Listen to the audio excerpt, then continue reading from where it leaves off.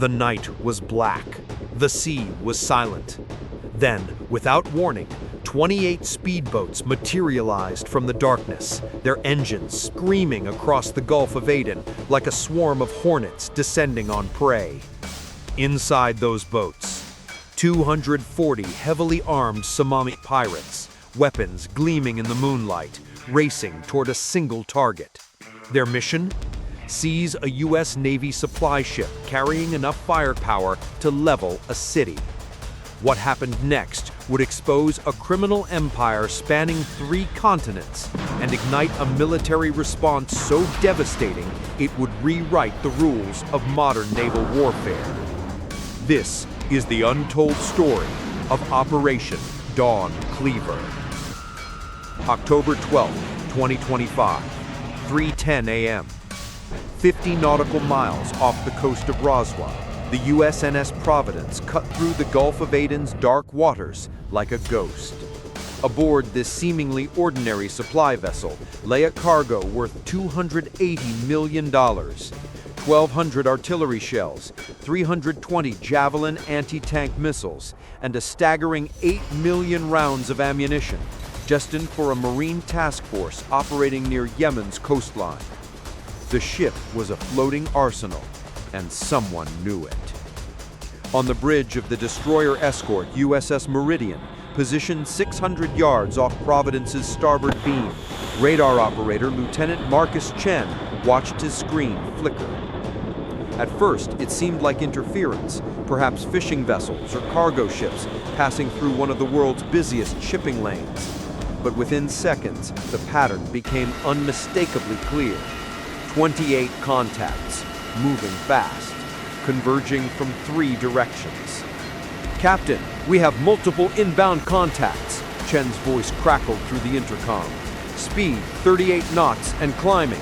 Sir, they're forming an attack pattern." Captain Alan Brenner rushed to the radar display, his experienced eyes immediately recognizing what his crew faced. This wasn't a random encounter. This was a coordinated assault. Within moments, intelligence confirmed their worst fears. The Khalid Front, led by notorious warlord-turned-arms dealer Abdul Rahman Qadir Yusuf, had mobilized its entire fleet. Over 240 fighters were bearing down on them, armed with RPG-7 launchers, AK-47s, PKM machine guns, and mounted DS-HK-50 caliber heavy machine guns. But this was no ordinary piracy operation seeking ransom. Intelligence revealed something far more sinister. Qadir had partnered with the Black Tide Cartel, a violent international drug syndicate that used Somali waters as a hub for trading weapons for cocaine, laundering over $50 million annually through East African ports. They weren't after hostages. They wanted the weapons themselves. Brenner understood the stakes immediately. If even one rocket-propelled grenade struck Providence's ammunition hold, the resulting explosion would be equivalent to 30,000 pounds of TNT, powerful enough to illuminate half the Gulf and vaporize everything within a mile radius. Red lights flooded the bridge as alarms shrieked through both vessels. "All hands to battle stations!" The countdown to chaos had begun. 3:25 a.m.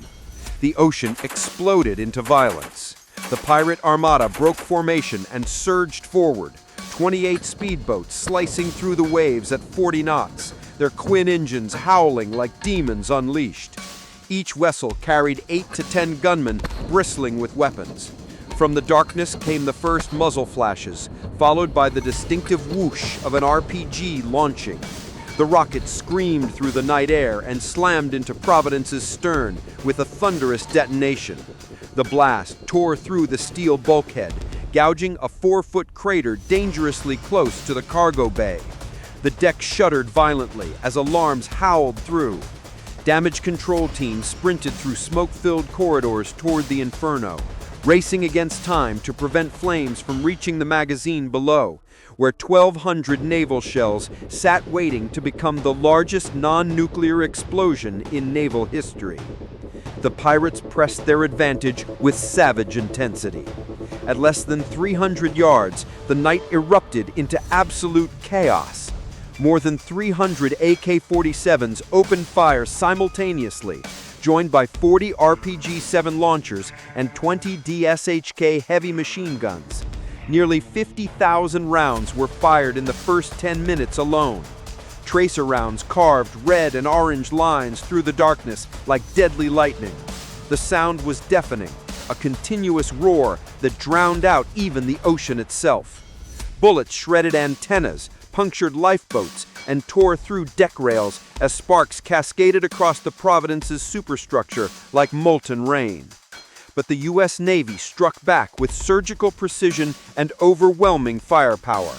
From the USS Meridian, two 20mm phalanx CIWIS guns spun to life, their radar-guided barrels rotating with mechanical fury. These automated defense systems spat 4,500 tungsten rounds per minute, creating a wall of metal that no boat could penetrate.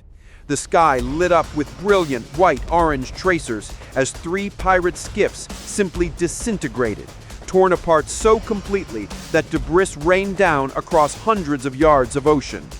Deck gunners followed up with devastating 50-caliber bursts, each round capable of punching through engine blocks and wooden hulls alike. Fuel tanks ignited. Fireballs rolled across the waves, briefly illuminating scenes of carnage, shattered debris, and bodies hurled into the black water. Within minutes, 12 pirate boats had been obliterated, taking 70 fighters to the ocean floor. Yet the assault continued. 5 boats broke through the perimeter in a desperate charge. More rockets streaked toward the Providence. One rocket struck the aft railing, detonating beside a javelin launcher. The shockwave hurled sailors across the deck like rag dolls. 2 men suffered severe burns. Another was blinded by shrapnel. Fire suppression teams charged through thick smoke and searing heat, extinguishing the blaze mere seconds before flames could reach the ammunition hold. 10 seconds slower, and the Providence would have ceased to exist in a single, blinding flash. 5:10 a.m. As dawn broke over the Gulf of Aden, smoke from burning boats drifted across blood-red waters. More than 70 pirate corpses floated amid wreckage, blackened wood, twisted metal, half-submerged hulls leaking diesel fuel into the waves. The USNS Providence, though damaged, remained afloat. 11 sailors were injured, 2 critically, but miraculously, every single round of ammunition remained secure.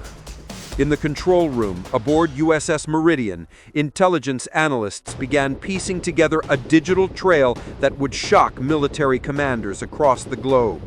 Signals intercepted from pirate radios pointed inland toward a cluster of warehouses near the Barawa Peninsula, a notorious smuggling corridor long protected by corruption and silence. At 5:47 a.m., satellite imagery confirmed what the naval battle had hinted at. This wasn't an isolated group of desperate criminals. This was a sophisticated international network. Thermal scanning revealed 12 fortified structures along the shore, each apparently containing massive quantities of weapons and ammunition. Data collated from Camp Lemonnier in Djibouti painted a staggering picture.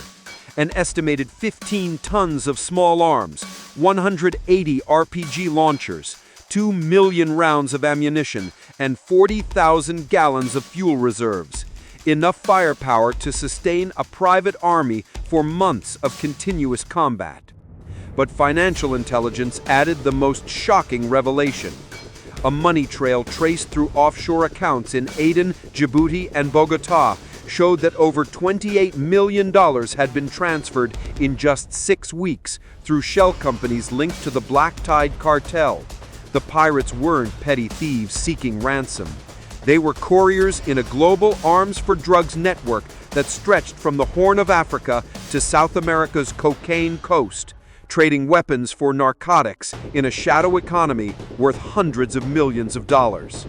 Captain Brenner stared at the intelligence reports, understanding the implications immediately. They hadn't just defended a supply ship. They'd stumbled onto something far larger and more dangerous.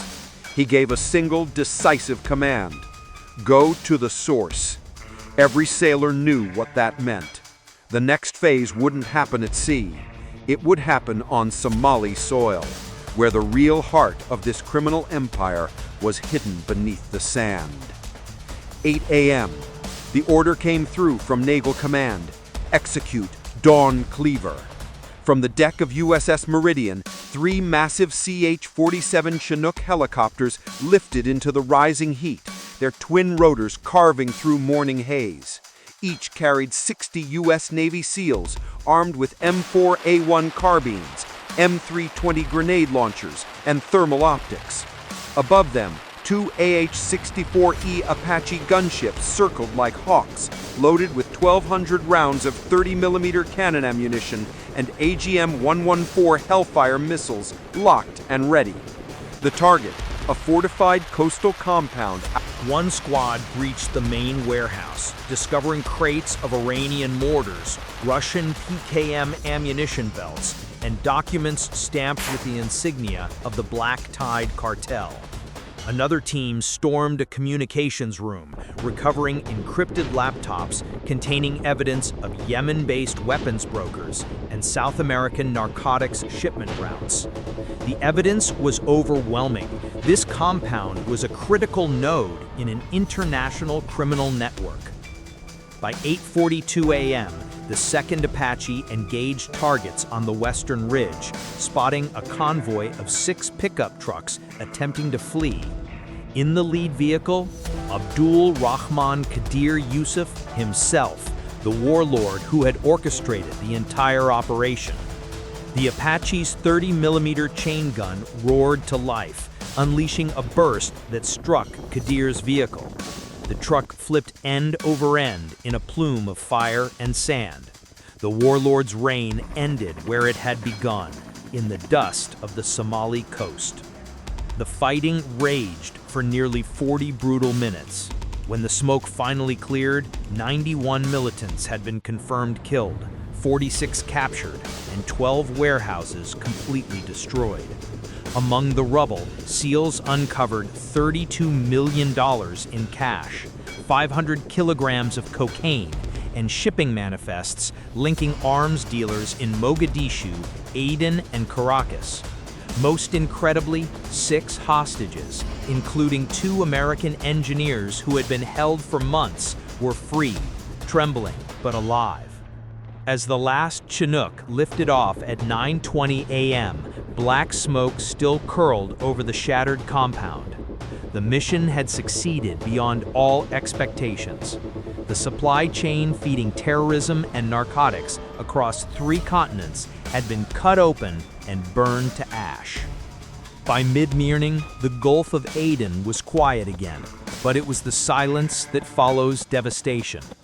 The Barawa compound burned for over 6 hours, columns of black smoke visible 30 miles out to sea. When final reports came in at Camp Lemonnier, the numbers told a story of a transnational criminal operation spanning 3 continents, 7 shell companies, and $50 million in illicit arms trafficking.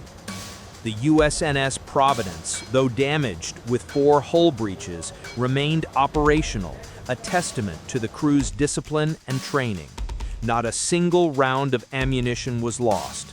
The potential catastrophe, a blast equivalent to 25,000 pounds of TNT, had been avoided through sheer human precision and courage.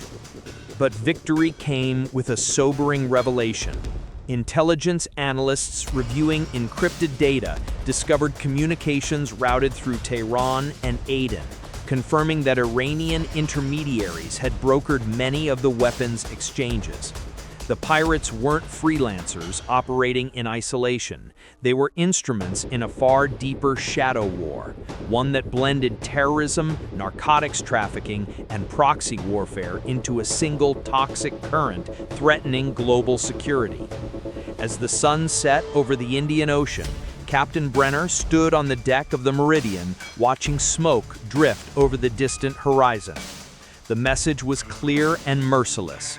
Attack a U.S. vessel, and the response will not stop at sea. It will hunt you wherever you hide, burn your bases to the ground, and dismantle your entire network. The aftermath of Operation Dawn Cleaver echoed far beyond Somalia. Ports across East Africa tightened security. U.S. allies launched comprehensive audits of maritime shipments. Global markets trembled at the exposure of an arms-for-drugs network worth hundreds of millions of dollars. The pirate empire was gone, but intelligence officers knew the financiers remained in the shadows, already planning their next move. And as encrypted transactions continued to be traced across continents, one chilling truth emerged. Barawa was only one node in a far larger web. The war for the world's oceans had just begun, and the enemies were more sophisticated, better funded, and more dangerous than anyone had imagined. What began as a midnight ambush by 240 armed pirates ended as a continental shockwave, exposing a criminal network that had quietly moved weapons, drugs, and blood money across half the planet. 2 U.S. Navy warships, facing overwhelming odds, had not only survived, but had triggered an operation that dismantled an international criminal empire. The sea that once hid their crimes now carried proof of their destruction, and somewhere beyond the horizon, the next storm was already forming.